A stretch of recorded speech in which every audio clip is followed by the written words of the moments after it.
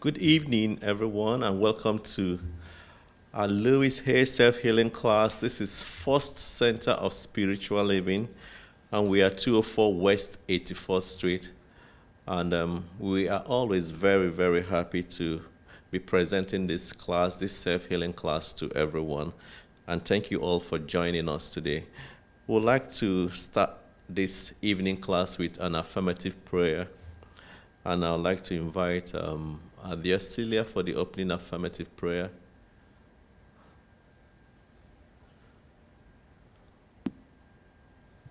Good evening, James. Good evening, everyone. This affirmative prayer is for the self-healing class at First Center of Spiritual Living here in New York, and the thoughts and the vibrations and the reflections from this class go everywhere. For there is one power and presence, the power and presence for good, and it is an activity that reflects good in the thoughts of its creation and magnifies that good. Right here, right now, each and every one present at the meeting knows that good intentions and good feelings and goodwill circulate and enrich each and every one who is open and receptive, and that these ideas are ideas rooted in the power and presence for good. These ideas are rooted in the awareness of the divine presence in each and every one, the divine potential in each and every one. As the participants exchange ideas in this meeting, even greater ideas express and unfold, and each and every person is enriched, is living an awareness of a life abundant, where there is wholeness, harmony, peace, prosperity, self-actualization of good in every way. I now release this word unto the law. The law demonstrates this word of good, this word that's an expression of love and true regard for all concerned. And so it is. And so it is. Thank you so much, Celia. And welcome once again, everyone, to our self-healing class. This is First Center of Spiritual Living, and I know we have some people on Facebook Live, on Instagram, on YouTube, then on Zoom. You are all welcome. And just to remind us that this is First Center of Spiritual Living, and we are welcoming spiritual community, and we are here to transform lives for empowered living. And one of the ways we do this to meet this mission is through these classes that we hold every Thursday at 7 p.m. Then we also have our Sunday lessons, Sunday gathering meetings every Sunday at 10:45 a.m. And we use the same Zoom link, and of course the Facebook details, YouTube and Instagram are the same for all these classes. And we've been doing a lot of things at the center, and I've been receiving calls periodically for participants that want to join us. So if you want to join what we are doing, we'll leave the details in the chat room, and you can send an email or call the center, and we'll be very happy and willing to give you details of what is required to be a member, virtual member, a member of this center. And I'd like to quickly invite Dr. Greg for the lesson today. It's entitled Choose Your Affirmation. Dr. Greg.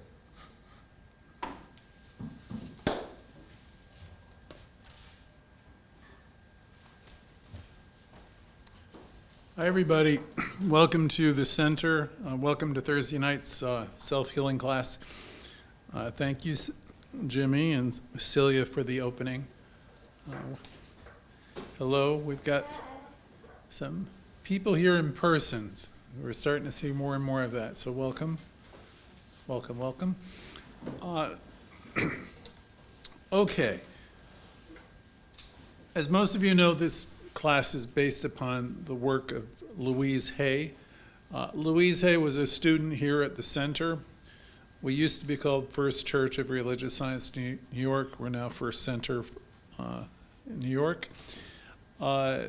It's based upon the book You Can Heal Your Life. I've got a copy of it here. Most of her books look like this. Some of them are, they've got a pink cover. It's the same book. It's been around since approximately 1986, 1987, and now has sold 66 million copies, and it's estimated that over 100 million people have read the material and been helped by the material. So we carry on the tradition. She was probably our most famous student here at this particular center, and what she learned here became the basis of the book You Can Heal Your Life. So we're doing our talk on Zoom, and people are watching us on Facebook Live. They're watching us on Instagram and YouTube and perhaps other channels that I'm unaware of. If you send your contact information, your email or phone number, Jimmy, who was just up here, can invite you into the Zoom experience. After every gathering we have, there's a chance for people interact. Now, they don't do that on Facebook or Instagram. They do it in the Zoom link. So connect with us, send your information. If you want to become a virtual member, it's only $50 right now. It's a special per year, so it's very inexpensive. Everything we do in the way of Thursday and Sunday lessons are free. So you can recommend your friends, and you can also watch us on Facebook for rebroadcast. But again, the interactive experience is through Zoom. And when we do Zoom afterwards, we go around and we give everyone a chance to share, but please do not feel obligated. We call the names or the phone numbers. So we realize some of you are working and you're really not able to be on the call and participate that way. So I don't want you to feel obligated. It's an opportunity for you and for us to get to know one another. So let's get into the class. Ernest Holmes, who was the founder of our teaching, he's the guy basically who taught Louise Hay. Indirectly, he wrote the textbook, said all thought is creative. So as you think about thought and memory, your stored memories, everything that you've been keeping with you since you were a child, all of it's creative. Everything you think every day is creative. All our thinking is creative. So thought, I'll say it another way, thoughts are things. So we know here, we teach here, if you're new, that we have a whole bunch of things that are in our unconscious mind that have been with us since we're little kids. You were raised by parents of some kind, right? I was, you were. And it wouldn't matter if it were a mother, a father, or grandparents. Someone has taught you a lot of information, and you have also taken that information through your early years in school, and you've reinforced that information. Our extended family have taught us things too. So we can think of ourselves as having been born with a clean slate where everything is possible. Louise Hay said, you know, each of us were born these little wonderful beings of light and wonder. And then we started to learn things. And in many cases, what we learned was helpful and good. And sometimes the stuff, if we had people that were fearful who raised us, then most likely some of that was passed on to us. Things have been passed down to us both genetically and in the environment. The environment would be the conversations that are going on with your family, your parents, your brothers and sisters, your aunts and uncles. So most of it we think of as environmental. And these are things that we picked up from all these people. So in this teaching, we work on discovering or taking a look at the types of beliefs that we have and the thought patterns we have. And we take a look at them in our classes, in our lessons on Sunday. And after we identify what's coming up for us, what thought I'm having about something, as I start to realize, okay, I'm going negative here, I'm being critical, is we find that there's a pattern that's not particularly working for us. After we identify it, we learn to neutralize the negative thought. And if you will, we're going to trade in those negatives and replace them with more life-giving thoughts, more liberating and expansive thoughts. This class each week, every time we come together for that matter, gives us an opportunity to look at the things that are going on within us. And in particular, we focus on the good, but we also focused on the things that we're dwelling upon that perhaps are not of the highest vibration. So what would that be? Like if I'm being critical, I'm being like reactive and nasty, or I'm just being really judgmental. If I were a wise guy, I would say, how's that working out for you? If you're coming at life with this, you got a chip on your shoulder, certainly that's your right? You can do that. But in the end, it's self-defeating because you're carrying stuff with you and you're projecting stuff.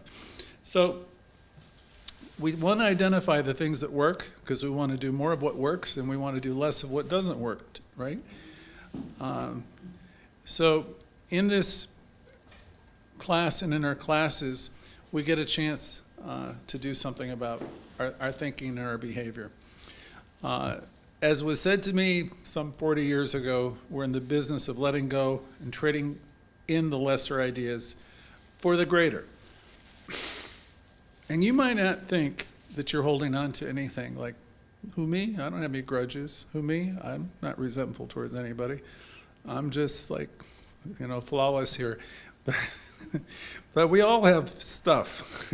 And if you don't, I want to hang out with you because I think most of us have got some, right?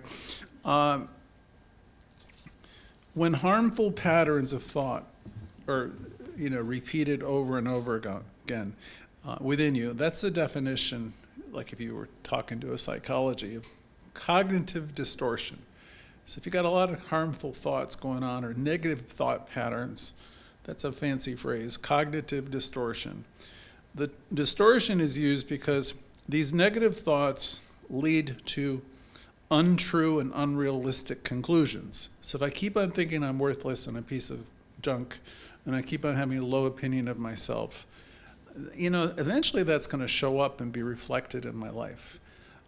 So that would be a cognitive distortion. If you're walking around with a really low opinion of yourself, or actually a low opinion of anything, anyone, it's going to bring you to unrealistic places and distorted thoughts of reality. In the simplest terms, cognitive disorders are errors in thinking. I first got wind of this idea many, many, many years ago in a book by Wayne Dyer, which was called Your Erroneous Zones. I think it was his first book, and he wrote a bunch of books. So if I have a lot of stinking thinking, or coming from a broken place, or I've got a chip on my shoulder, and I've got all this cognitive disorder in terms of just wrong thinking, I'm constantly critical of myself or others, it's not going to bring you to great places, I can promise you.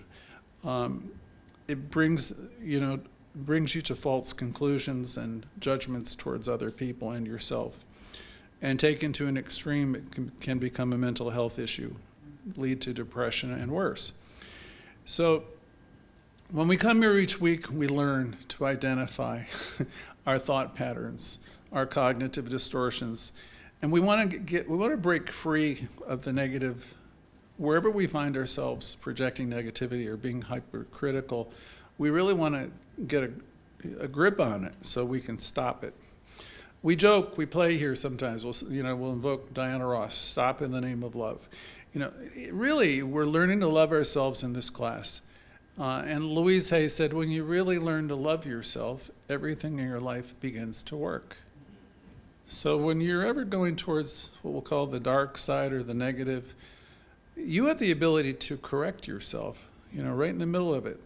Raymond Charles Barker, who was the founding pastor of this center, he taught Louise Hay, always said, yesterday ended last night. So it doesn't matter if you've been on a roll with your negativity all week or all morning long.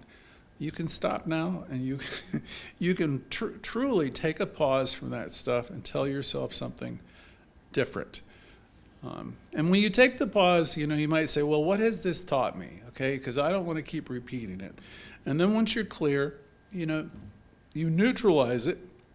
We have ways of neutralizing these thoughts. We can teach you affirmative prayer. But simply stated, the process is becoming aware of what your thinking is.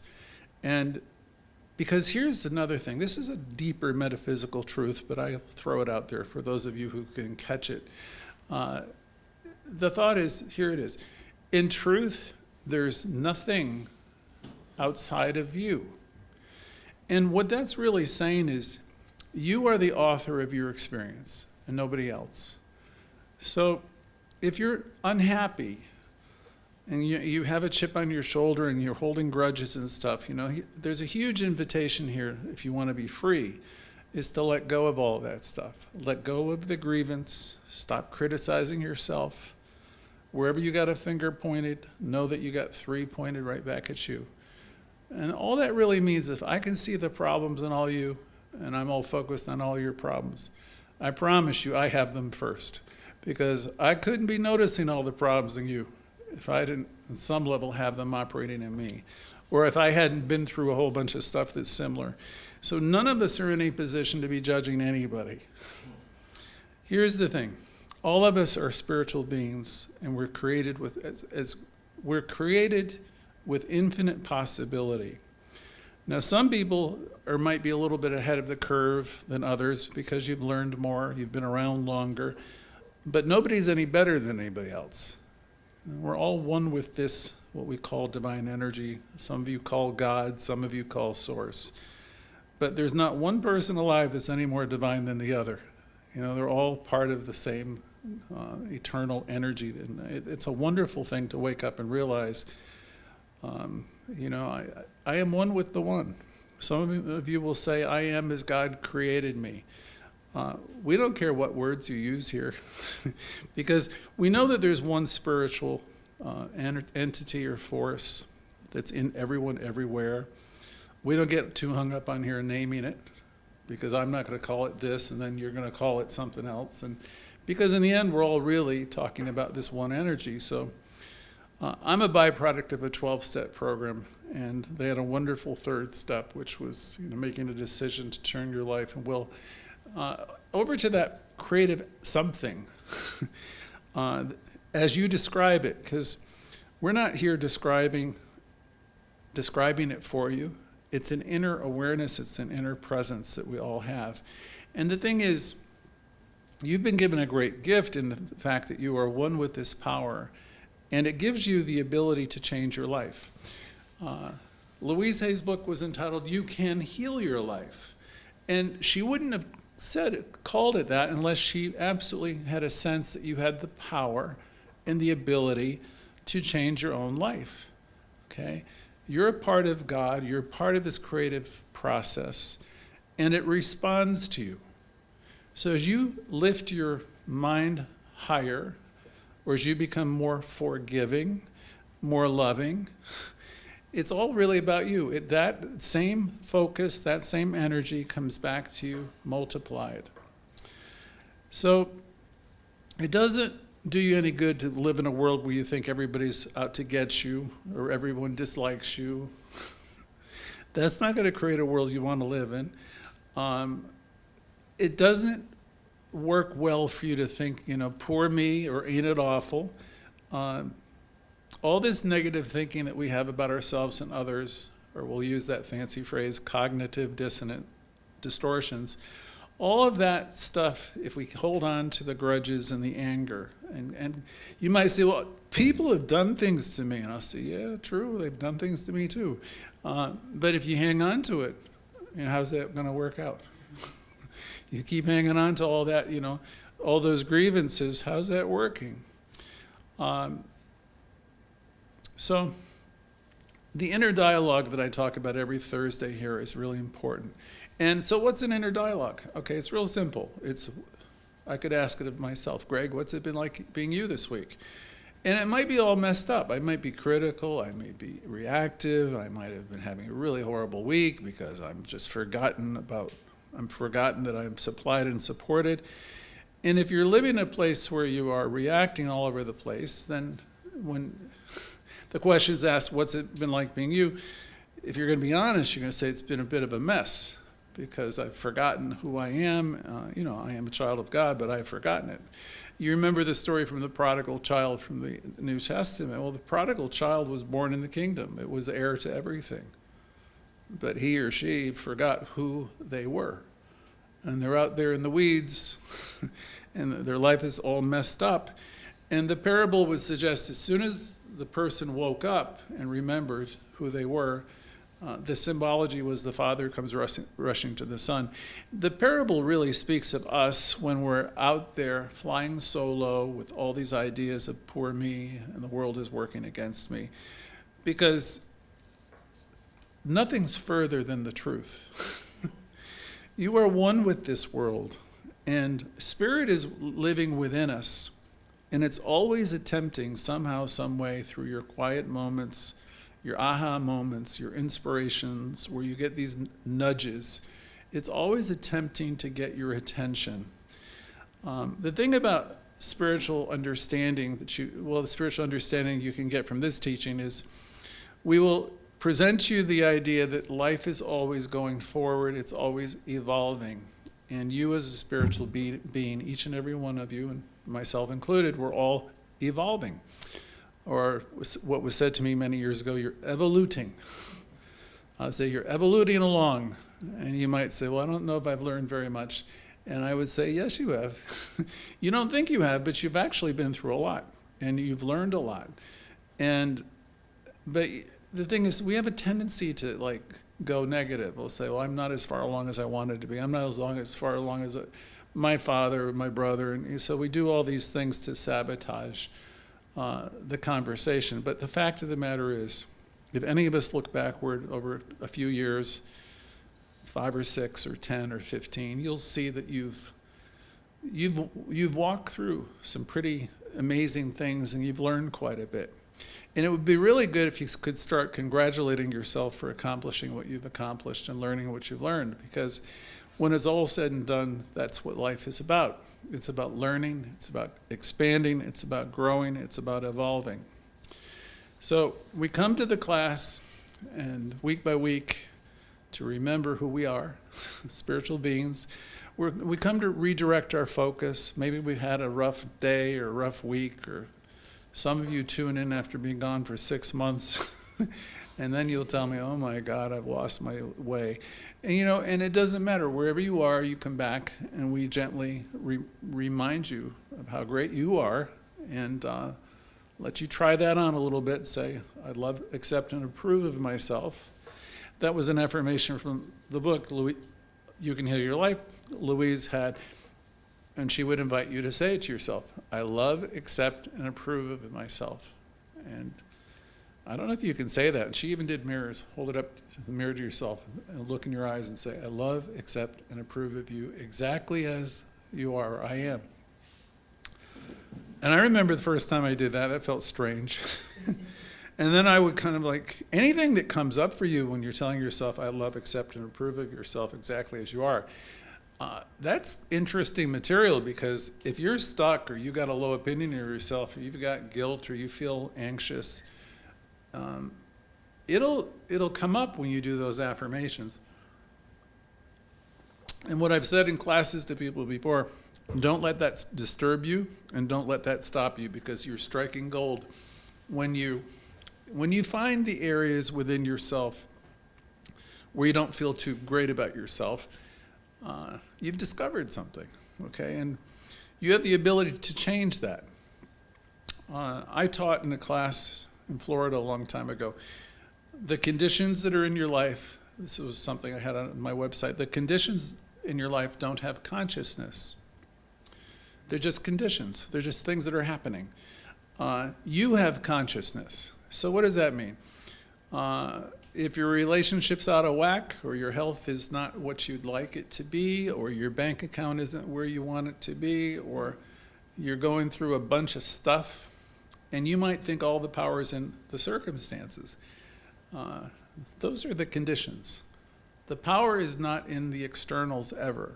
See, we spend too much time talking about the externals. And if you spend a little bit more time talking about the internals, which is what you're thinking and believing, that's where the power resides. The power is in you. So it's your consciousness that attracts the things to you, and it's also your consciousness that pushes things away. And that would be why Louise Hay would say in the work, we're each 100% responsible for everything that happens to us. She's very clear in that she doesn't say we're to blame for anything, because that's not what anybody teaches. We're just talking about the way it works.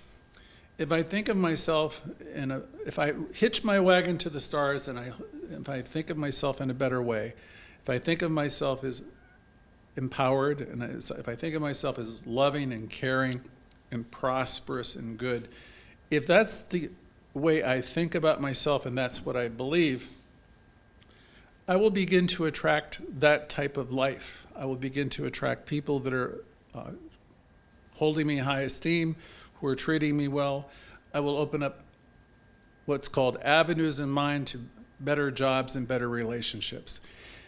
The power is where? The power is in you, okay? And it's in your consciousness. The old way of thinking is, I got to go out and work on the outside. I got to find 3 jobs. I got to find somebody to love me, and I got to make them love me, and I got to make, and you try to manipulate the world, and it doesn't work that way. You'll find you'll be exhausted, and it doesn't work that way. So many of us have approached life backwards. It makes great sense. If you have a little bit of spiritual understanding, if you can get the idea that whatever God there is indwelling. Whatever spirit there is, whatever energy there is in you already, operating through you and responding to you. So, if you can get that, you've come a long way already, and that would mean there's no accident that you're in a class like this, because we're attempting always to remind you that you have an internal guidance system. When you mess up, I promise you, you already know that you've messed up. You don't need me or your father or your mother or people, some system to tell you you've messed up. There is that which is within you that knows. So the last thing you need is for any of us to be telling you. You couldn't be any closer to spirit if you wanted to be. You're established in it. It informs you. It guides you. We teach affirmative prayer here. So affirmative prayer, I could teach you in a class, but it's focusing on the good, and communing with the idea that I am supplied and supported. And if you practice, and we have trained practitioners here, which we can explain to you also, if you practice looking to see the good in all things, what will start to happen is it's like Emerson, you're hitching their wagon to the stars. You're training yourself to see the good only. And as a result, the good starts to show up. If you keep on being one of these people, keeps on seeing what's wrong and what's missing, that's going to be your life. You're going to continue to see what's wrong and what's missing. And the fact is, you'll be creating it because you're going to believe that the world is going to hell. And we have an expression here that you are caused your own experience. So what does that mean? If I keep thinking negatively, I'm going to bring that reality to me. If I continually challenge myself to see the God or the good or the God, you'll be amazed before you're halfway through how things will start to shift for you. So in this teaching, this practice, it's really about keeping it positive, staying in the flow, keeping it positive no matter what. So I remember reading a book years ago. It was called The Quickening. I hadn't seen it in many years. But the author of that book essentially was saying, when you learn to live the affirmative life, just watch. You'll be amazed before you're halfway through how things start to shift. The thing about this is it doesn't happen from the outside in. It happens from the inside out. When you keep on seeing the God or the good in all things, when you keep practicing, I would say, okay, every encounter is a holy encounter. Every person you see is, other cultures, they'll say namaste when they see somebody. That would mean the part of me that spirit sees that in you. If you walk through your life and you're seeing everyone else as spiritual beings, and they may be different than you, but there's, different meaning. They're in a different place in their life. They're older, they're younger, they're this, they're that. There's the obvious differences, but the fundamental fact is they're a human being and they're spiritual, and they're just as spiritual as you are. What it will eventually do as you practice this is it'll open up your heart to compassion. You'll see that here's another point. You'll begin to understand that just as you have grown, everybody else is on the planet is evolving too. We're not here to judge anybody. From Louise Hay's book, we understand that everyone is doing the best they can with the information, the understanding, and the awareness that they have. So I can see somebody who's way ahead of me in so many ways, and I shouldn't feel envious. They've just got their act together, and they ought to be an inspiration to me if I'm looking at life properly. Because my God, nothing's holding me back except me, right? And if I see somebody who's looks like they're less fortunate in one way or another, I certainly don't want to be judging that person. If anything, if I can find a way to assist them, maybe I don't need my help, so I shouldn't impose myself either. But if you can be helpful, you're helpful. And if you see somebody who's doing it better, by that I mean they're in a different place. They're peaceful, for example. They're peaceful when you're all out of sorts, or they've got a handle on. They're less reactive. If you see some people who are doing some things that you'd like to do, then learn from them. But none of us are here to be passing judgment on anybody. Many years ago, when I was a kid, we were told, don't judge anybody unless you've walked a mile in their moccasins. And that old tale holds just as true as now. Everybody, again, like Louise Hay would say, is doing the best they can with the information, the understanding, and the awareness that they have. When we talk about awareness really means consciousness. A person's awareness is reflected in their atmosphere, the friends they hang out with, the way they conduct their lives. It's all their consciousness, okay? And you might say, oh my God, my life is a mess. And Louise Hay addressed that in her book too, when she said, it's a little bit like cleaning your apartment. She said it might be a complete disaster. She'll say, you just begin wherever you are, whatever room you're in. In this case, whatever thought you're thinking. If you tend to be negative, if you tend to be being one of these people who are doing, ain't it awful, and this is terrible, and that's terrible, maybe you want to just begin to stop. Stop that.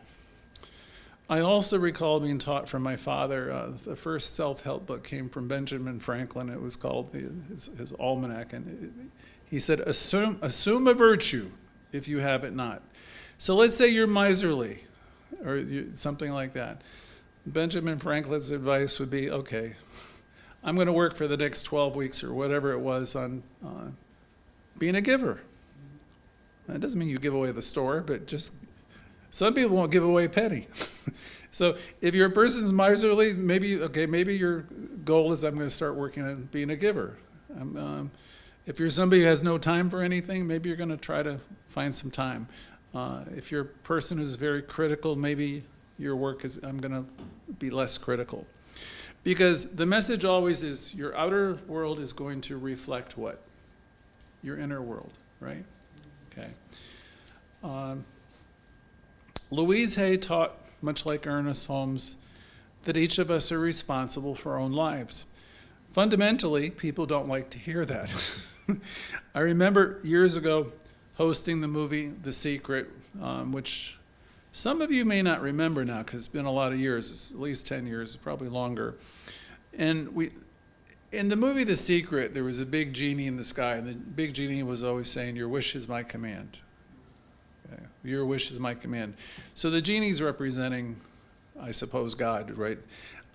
Your wish is my command. And what that was trying to tell us is the universe is always, if you keep on feeling like, ain't it awful and poor me and I'm a loser, then your wish is my command, then that's just all over the place in your life. But if you keep on thinking I'm successful and I'm good and I'm worthy and I'm a good guy, your wish is my command, that starts to demonstrate according to your belief.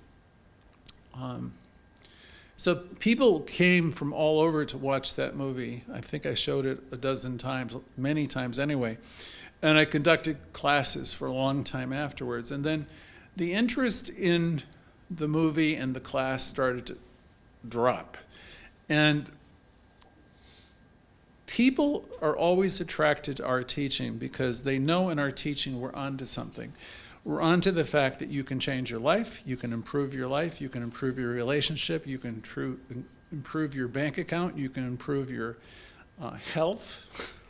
You can heal your life. You can heal everything with our teaching. It's possible. In fact, it's likely to happen if you get involved in this process. You will bring forth greater health, wealth, prosperity, better relationships, more peace, all of it. All these things can be yours. You don't have to live in dis-ease. You don't have to live in fear. You don't have to live in doubt. And you don't have to be insecure. But here's the thing. Every one of these improved states of consciousness are about you. And so you are responsible to lift your sights higher. You can't keep talking about your dis-ease and expect to be what? Healthy and well, right? You can't keep on talking about your poverty and expect to demonstrate prosperity. You keep on, so for me to turn some of those situations around, I have to be like Benjamin Franklin. I just got to assume a virtue. I have to say, okay, I'm prosperous, I'm giving, I'm good. It's an internal shift, and it's that kind of work is your work to do.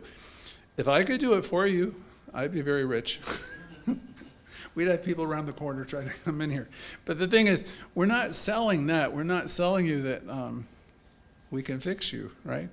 But we are telling you that you have the power to do that yourself, and that there's nobody in the world that's holding you back, ever, ever, ever. So that goes back to a phrase from Ernest Holmes. He said, there's power for good in the universe of which you are a part, and you can use it. So get those three ideas. There's power in the universe. It's like awesome power of which you are a part. It's in you, and you can learn to use it. And so that's our function. We're here to remind you of who you are, how wonderful you are, the power you have, and how we attempt to teach you, if not how to use it, we keep reminding you each week that you have it and you can use it. So as you embrace these lessons, and all it really requires is showing up and practicing a little bit and just keep being reminded, everything will start to improve. Your health, your sense of yourself, your sense of self-esteem. And you will come to understand that however things are in your life right now, some of you are going through tough times, as I know, wherever we are, we're in the perfect place, perfect time, and you're hearing the message at the right time. So I could go on for a lot longer, but I think that's enough for the moment. This is the time where we take a minute break, and then we come back, and then people in the audience, people on the Zoom call can share whatever they want to share. Sometimes people just want to say, hey, my name is so-and-so, and I'm in Indiana, Or if you want to share what it's been like being you this week, that would be great also. So we will see you in about 30 seconds to a minute. Thank you.